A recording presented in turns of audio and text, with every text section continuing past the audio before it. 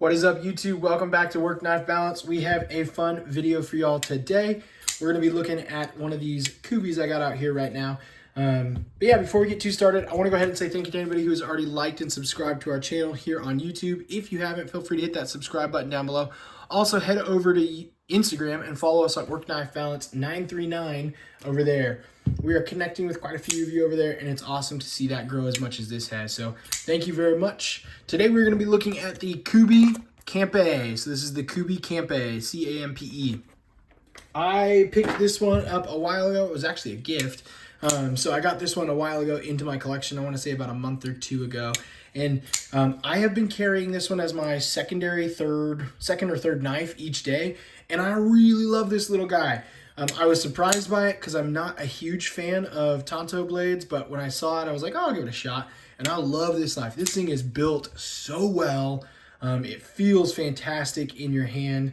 I've used it to rip apart a couple boxes. I mean, it still has the original edge on it. I haven't done anything crazy with it or anything like that. But let's go ahead and get some measurements, look at this knife a little closer, and then I'll give you some of my impressions, pros and cons. So yeah, we are looking at tip to tail, about 6.4, and we're looking to the glass break right here. If we are going to the end of the G10 right there, you're looking at about 6.2, I would say. And then the blade, about 2.5 with a cutting edge of about 2.3, I'd say on that one.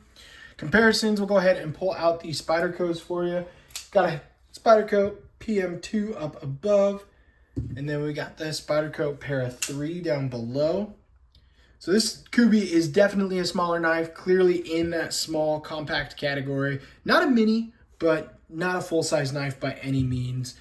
I'll see, where are they? Here they are. All right. Got the Ontarios for you. We got the Ontario Rat 1 up above, and that is absolutely going to just eclipse the Kubie with how big it is compared to that Kubie. And then the Ontario Rat 2 down below.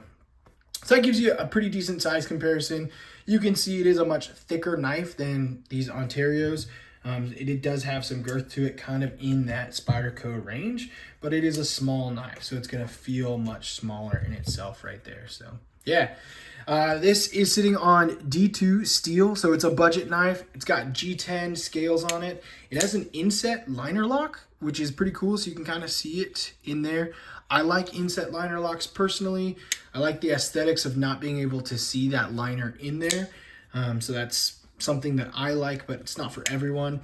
They did cut out the show side scale a little bit, so you have easy access to that liner in there. And then they added some really good jimping on this liner lock, so you could actually from the top move it over, instead of having to push from here, I can actually just go straight down and move it over with that jimping. So not something I would recommend because you put your finger right in the knife pathway, but you do have easy access to it and it feels fantastic.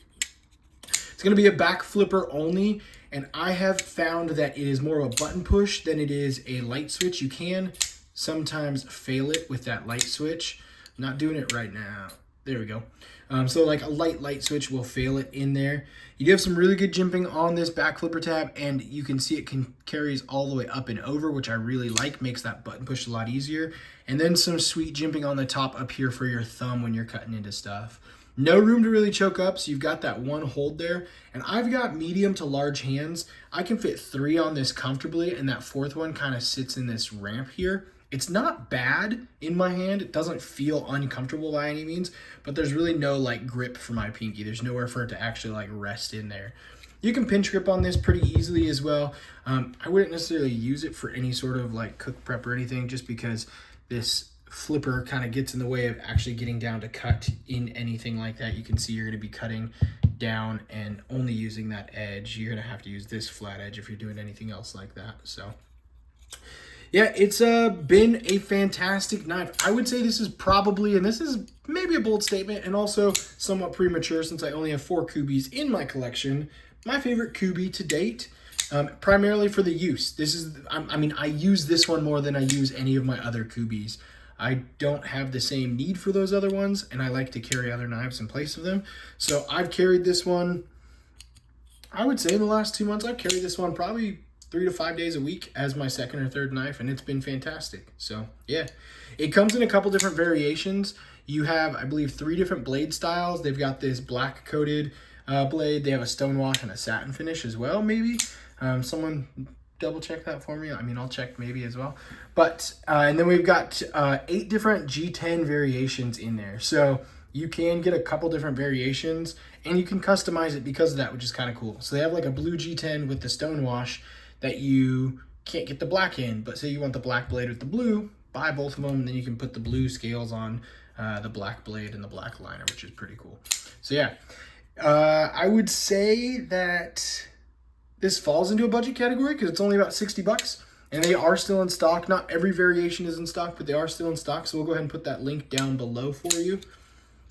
Yeah, there's not much else to say about this. It has quickly become one of my favorite Kubies, like I said up there. I'm not a fan of Tanto blades, but this little swedge at the top here, it has a little bit of a belly to this side Tanto. It's not like a true straight edge Tanto to it. Has made it a little bit more my style, and I like that because of it. It does have very whippy action, and then you can see it's actually shedding pretty close there. Dead center from the day it came, so that's been fantastic. One thing I would say is this clip could be a little bit better. I would like a deep carry clip, not just something that rests on top like that. So maybe there's an aftermarket one you could find, or I could find to put in there as well. And then because it's my secondary knife, one thing I look for a lot in my secondary knife is ambidextrous pocket clips, because I'll carry my secondary knife in my left pocket. And I like to have it in my left pocket so it won't open up in my pocket. So that means I got to hang it this way. With this one, I've been carrying it in my back left pocket, so it goes on the side of the left pocket and it doesn't open that way as well. So there's always little tricks to get around things, but I really wish it would have been ambidextrous.